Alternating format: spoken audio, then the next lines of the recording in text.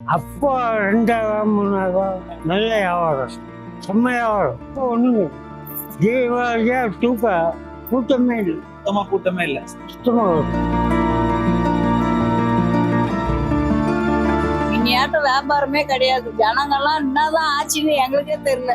ஏதோ ஒரு நாள் கிடைக்கும், ஒரு நாள் கிடைக்காது. கிடைக்கிற அன்னைக்கு அட்ஜஸ்ட் பண்ண வேண்டியதான். டி நகர் ரங்கநாதர்னாலே எவ்வளோ ரொம்ப கூட்டமாவே இருக்கும். பாத்தீங்கன்னா வெறிச்சோடி போய் இருக்கு. நீங்களே பாத்துருப்பீங்க வரும்போது. கடையில இருக்க பசங்களுக்கே நம்ம கடன் வாங்கி கொடுக்குற நிலைமை ஆயிடுச்சு. பாவம் பெரிய பெரிய கடைக்காரங்க கூட அது பெரிய ஓடுது கடையில. தீபாவளி பொங்கல் அந்த மாதிரி டைம்ல ஒரு 5 நாள் 10 நாள் சம்பாதிக்கும். அவ்வளவுதான் சம்பாதியம். மிச்சம் வருஷம் ஃபுல்லா நம்ம வந்து இப்படிதான் லாஸ்ட்ல தான் போவோம். அங்கங்க கடையை திறக்கும், ஆனா தரம் கம்மி ஆயிடுச்சு. முன்ன மாதிரி கிடையாது. 1000 இருக்குது 500 இருக்கும், அவ்வளவுதான் வித்தியாசம். இது வந்து எதுக்காண்டினா எங்க வீட்டுல வந்து நிறைய சொத்து பத்திரிக்கை வந்துருவாங்க. எனக்கு சொத்தோட அருமை தெரியாதுன்னு வேலைக்கு அனுப்பிச்சிருக்காங்க. அதனால வேலை பார்க்கறதுக்கு வந்துருக்கிறேன் சென்னைக்கு. கிறிஸ்மஸ் வருது, பொங்கல் வருது அப்படி நம்பி இருக்கலாம்ன்ற காலம்லாம் முடிஞ்சிச்சு. வியாபாரமே ஃபுல்லா முடிஞ்சிருச்சு.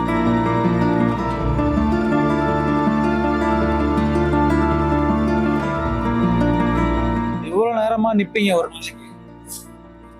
8 hours. 8 மணி நேரம். காலையிலே 8 மணி. 8 மணி நேரம் நின்னீங்கன்னா இதெல்லாம் விற்கும் போது எவ்வளவு உங்களுக்கு கிடைக்கும்? 300 400. 300 400 கிடைக்கும். ஆனா இப்ப அது ஒரு நாளைக்கு இல்ல குடும்பத்தை செலவு பண்றதுக்கு போதுமான வருமானமா இருக்கா? அது ஓடுது, அப்படி இருக்கு, ஏதோ ஓடுது.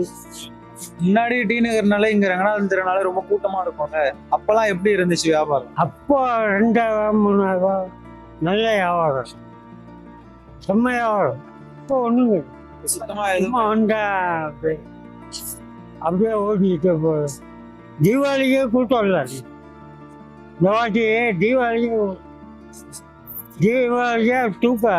கூட்டமே இல்லை, சுத்தமா கூட்டமே இல்ல. சுத்தமாக வரும். எங்களுக்கு குறைந்தபட்சம் 400 500 கண்டிப்பா கிடைக்கும். அதுக்கு முன்னாடிலாம் வந்து நாங்க ஒரு 1000 ரூபாய்கிட்ட எதிர்பார்த்தோம், கிடைச்சிது. அப்போ உள்ள கூட்டம் வேற, இப்போ உள்ள கூட்டம் வேற. என்ன தொழில்?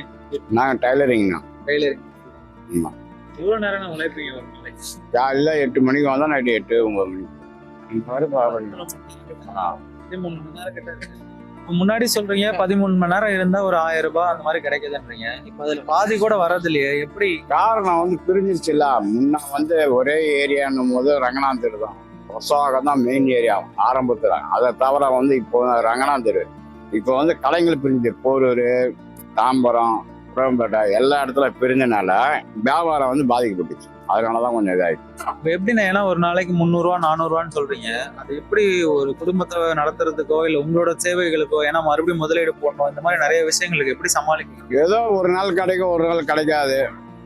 கிடைக்கிற அன்னைக்கு அட்ஜஸ்ட் பண்ண வேண்டியதான், கிடைக்காத அன்னைக்கு இது பண்ண வேண்டியதான். வியாபாரம் ஃபர்ஸ்ட் சொல்ற மாதிரி இருந்தது ப்ரோ. இப்போ சொல்ற அளவுக்குலாம் ஒன்றும் இல்லை ப்ரோ. ரொம்ப டல்லா தான் போகுது. ஃபர்ஸ்ட் டி நகர் ரங்கநாதன் தெருனாலே எவ்வளோ ரொம்ப கூட்டமாவே இருக்கும். பாத்தீங்கன்னா வெறிச்சோடி போய் இருக்கு. நீங்களே பாத்துருப்பீங்க வரும்போது. ஒரு நாளைக்கான வருமானம் எப்படி? இப்ப எல்லாருமே கடன் உடனே வாங்கி மாசம் அப்படி ஏதாவது கடனை வாங்கி அப்படிதான் ரொட்டேஷன் பண்ணிட்டு இருக்காங்க. கடன்ல தான் போயிட்டு இருக்கு. இப்போ வருமானம்லாம் ஒன்றும் இல்லை, சொல்ற அளவுக்கு லாபம்லாம் ஒன்றும் பெருசாலாம் இல்லை. ஃபர்ஸ்ட் ஓரளவுக்கு லாபம் இருந்தது.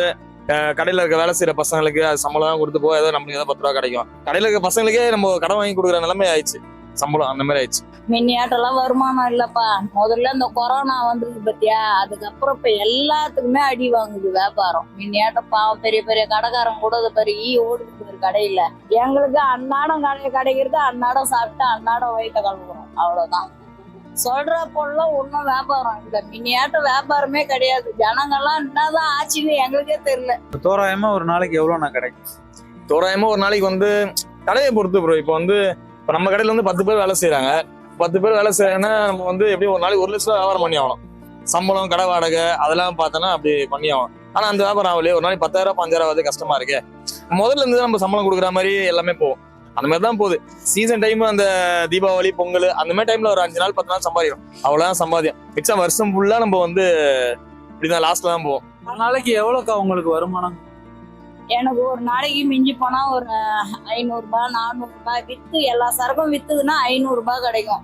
விற்காத எடுத்துன்னு போனாக்கா அது கூட நாளைக்கு கொஞ்சம் வச்சுக்கின்னு இருக்கிறது அப்படியே ஓட்டின்னு கிடப்போம், அவ்வளவு. இப்ப இந்த 500 ரூபாய் அப்படிங்கிறது உங்களோட கூலி வாடகை அது எல்லாம் போகுது, எல்லாமே போயிட்டு தான் மீதி கடை. அதான் சொல்றேனே, இப்ப சம்பாதிக்கிறது வீட்டு வாடகை கொடுக்கறதுக்கும் எங்க வயிற்றுக்கு சாப்பிட்றதுக்கும் பரவாயில்ல. அதுக்கு மீன்லாம் அப்படி கிடையாது. 10 ரூபாய் எடுத்து வைப்போம், ஒரு தண்டல கட்டுவோம், ஒரு நகை சீட்டை போடுவோம், ஏதோ செய்வோம். இப்பெல்லாம் ஒண்ணுமே கிடையாது. முன்னியாட்டம் வருமானம்லாம் இல்லை.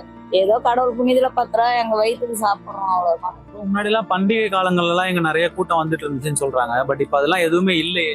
இப்ப வருது தீபாவளி பொங்கலுக்கு தான் வருது, மீதி நல்லா வராது. அங்கங்க கடையா திறக்கும், ஆனா தினம் கம்மி ஆயிடுச்சு. இப்போ முன்ன மாதிரி கிடையாது. 1000 ரூபாய் இருக்குது, 500 ரூபாய் விற்கும், அவ்வளவுதான் வித்தியாசம். இப்போ மத்த கடைகள்லாம் பிரச்சனை இல்லம்மா. ஏன்னா இப்போ செருப்பு கடை வச்சிருக்காங்க, துணி கடை வச்சிருக்காங்க. இது அறிவு போற பொருள் 100 ரூபாய் கிடைக்கும், 50 ரூபாய் கிடைக்கும், அன்னன்னைக்கு விற்கிற பொருள் இது. அப்ப என்ன இப்ப 100 ரூபாய் விற்கிறோமா, விற்கல என்ன பண்ணோம், 80 ரூபாய் விற்கணும். 60 ரூபாய் அந்த மாதிரி 50 ரூபாய் கச்சாலம் அது வைக்காம வாரி வச்ச இடமும் கிடையாது. அதனால கேட்கற வேலை கொடுத்துட்டு போயிடணும். ஆனா இப்போ இது நமக்கு எவ்வளவு நாள், ஒரு 2 நாள் 3 நாள் போகும். பட் அதுக்கப்புறம் 2 நாளைக்கு வச்சுக்கலாம், அவ்வளவுதான். நம்ம வச்சுக்கலாம், வாங்கி போறோம் ஃப்ரிட்ஜில் வைக்கிறோம், 1 வாரம் வச்சுக்கலாம்.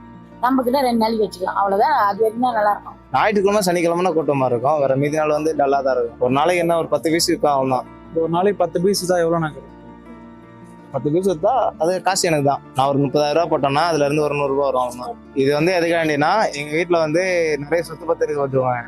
எனக்கு சொத்தோட அருமை தெரியாதுன்னு வேலைக்கு அனுப்பிச்சிருக்காங்க. அதனால வேலை பார்க்கறதுக்கு வந்திருக்கிறேன் சென்னைக்கு. எனக்கு திருநெல்வேலி ஊர் வந்து, அதனால அங்க இருந்து இங்க வந்துருக்குது. நான் 10th முடிச்சிருக்கிறேங்க. அதுக்கப்புறம் எனக்கு படிப்பு வரலையா, நான் காசு நிறைய செலவு பண்றேன்னு. காசோட அருமை வந்து நீ வேலைக்கு போனாதான் தெரியும் அப்படின்னு சொல்லிட்டாங்க. சொந்தமா செலவு சொல்ல வச்சிருக்கிறதுனால அங்க போய் கத்துட்டு வா, அப்படின்னா உனக்கு அருமை தெரியும். சும்மா அங்க செங்கல் சூளைக்கு போனது ஒரு நாளைக்கு 1000 ரூபாய் தராங்க, அப்பா கூட போனதுனால கொடுக்குறாங்க, வேற நீ தனியா வேலை பார்த்தனா எப்படி உனக்கு காசு வரும் அப்படின்னு சொல்லி அனுப்பிச்சு விட்டாங்க. அவங்க ஒரு மாதிரி பேசிட்டே இருந்தாங்க. சரி, இவங்க முன்னாடியே அதை நம்ம ஒரு தொழில்ல வந்து காட்டணும் அப்படிங்கிறதுக்காண்டி சென்னைக்கு வந்துட்டேன். ஓரளவுக்கு அதுக்கு தான் ட்ரை பண்ணிட்டு இருக்கிறேன் நான். அதுக்கு நீங்களா முயற்சி எடுத்து நீங்களும் இந்த கடையில வேலை பார்த்துட்டு இருந்தேன். சரி, இவங்க ஒரு நாளைக்கு வந்து 400 ரூபாய் தான் தர்றாங்க. சாப்பாடு காசு எல்லாம் சேர்த்து ஒரு நாளைக்கு 700 ரூபாய் கிட்ட வந்துடும். அது இல்லாம இது வந்து இங்கேயும் வேலை பார்த்துக்கிட்டு இங்கேயும் நம்ம ஒரு சொந்தமா ஒரு கடை போட்டுக்கலாமேன்னு தான் பிளான். இப்போ தீபாவளி டைம், கிறிஸ்மஸ் டைம் இங்கெல்லாம் இப்போ கூட்டம் வருதா? இப்போ வரல, இந்த சனிக்கிழமை தான் ஸ்டார்ட் ஆகுது. ஏன்னா போன ஞாயிற்றுக்கு 15ஆம் தேதியிலேருந்து ஸ்டார்ட் ஆயிடுச்சு பார்த்துக்கோங்க. இப்போ வந்து இனிமேதான் வரும். அவங்க ஒரு டைமிங் வரும்ல, அதுக்குன்னு ஒரு காலம் இருக்கு பார்த்துக்கோங்க. ஒரு பையனை கல்யாணம் முடிக்கணும்னாலுமே ஒரு காலம் இருக்குது.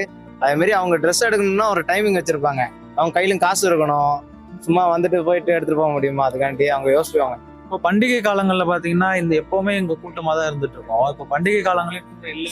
அது தீபாவளி டைம்ல வந்து இந்த புயல் வருது, மழை வருது, இது வருதுன்னு ஒரே பொருளை பண்ணி இந்த டிவி சேனல்காரங்க பொருளை பண்ணனாலே ஜனம் தொகையே கம்மியாகி போச்சு. இல்லைன்னா ஒரு அளவுக்காச்சும் கிடைச்சிடும். இப்போ பொங்கல் எதிர்பார்த்துக்கிறோம். பொங்கலுக்கு என்ன கிடைக்க போகுதுன்னு தெரில. இனிமே தான் ஆரம்பம். இப்போ இன்னைக்கே பார்த்தீங்கன்னா கூட உங்களுக்கு மழை மேகமா இருக்கு. இது இப்போ ஒரு புயல் ஒன்று ஆரம்பிக்குதுன்னு டிவி சேனல்ல சொல்லுங்கிறாங்க. அதனால வந்து மக்கள் வரத்துக்கு யோசிக்கிறாங்க. இங்க வராம அக்கம் பக்கம் வீட்டாண்டி உள்ள கடைகளை பத்தி கொண்டு அவங்க வந்து இது பார்த்துக்கிறாங்க. இல்லைன்னா இந்த ரங்கநாதர் வந்து அச்சுக்கிறது வேற எங்கேயும் கிடையாது. மும்பைல வந்து ஃபர்ஸ்ட் இருந்தது, அடுத்தது வந்து ரங்கநாதர் தான். பண்டிகை காலங்கள்ல நல்ல கூட்டம் இருந்துச்சு இல்லைண்ணா. ரங்கநாதன் தெருனாலே கூட்டம் இருக்கும், டி நகர்னாலே கூட்டம் இருக்கும். பட் ஆனா இப்ப பெருசா வரது இல்லை. இது பார்க்கிங் பண்ண இடம் இல்லை. அது மாதிரி ரோட்ல சைட்ல பார்க்கிங் பண்ணுவாங்க. இப்ப வரது வண்டி உள்ள வரதே வழி இல்லை, 2 வீலரோடு வர முடியல. இப்ப எல்லாருமே சொகுசா நடக்காம பயணம் பண்ணணும்னு நினைக்கிறாங்க. அப்படின்னும் போது இங்க போக்குவரத்துக்கு வர மாட்டேங்கிறாங்க. அதனால வியாபாரம் பாதிக்குது. டி நகர் வந்தா தண்ணி வந்துடும், டிசம்பர் மாசம் மழை வருது அப்படின்னு வரமாட்டாங்க கஸ்டமர். நம்ம வீட்லயே இருந்துடலாம் அப்படின்னு சொல்றாங்க. நீங்க சொன்னதெல்லாம் வந்து நீங்க அந்த டிசம்பர் மாசம்னா வியாபாரத்தை நம்பி இருக்கலாம், இந்த கிறிஸ்மஸ் வருது பொங்கல் வருது அப்படின்னு நம்பி இருக்கலாம்ன்ற காலம்லாம் முடிஞ்சிச்சு. இப்போ வந்து கிறிஸ்மஸ் பொங்கல் வந்தாலும் சரி, நார்மலா வரவங்க மட்டும்தான் வராங்க. இப்போ டி நகர்னா புது கஸ்டமர் நிறைய பேர் வருவாங்க. இப்போ திருச்சியில இருந்து வருவாங்க, மதுரையில இருந்து, ஊர்ல இருந்து எல்லாம் ஊர் விட்டு ஊர் வந்து இங்க வந்து வாங்கிட்டு போவாங்க. டி நகர் வந்தா கம்மியா இருக்கும், பட் வந்து கலெக்ஷன் நிறைய இருக்கும் பாருங்க. இப்போ அந்த வரவுலாம் வந்து கம்மியாயிடுச்சு. நம்ம ஊர்லயே போய் எடுத்துக்கலாம், இதை வேற வெயிட்டை தூக்கி நாங்க போய் நம்ம வீட்டானே எடுத்துக்கலாம், ஊர்லயே எடுத்துலாம்னு சொல்லிட்டு அங்கேயே எடுத்துறாங்க. அதனால இப்போ நம்ம இங்க வியாபாரம் ஃபுல்லா உடஞ்சிருச்சு, வியாபாரமே ஃபுல்லா முடிஞ்சிருச்சு.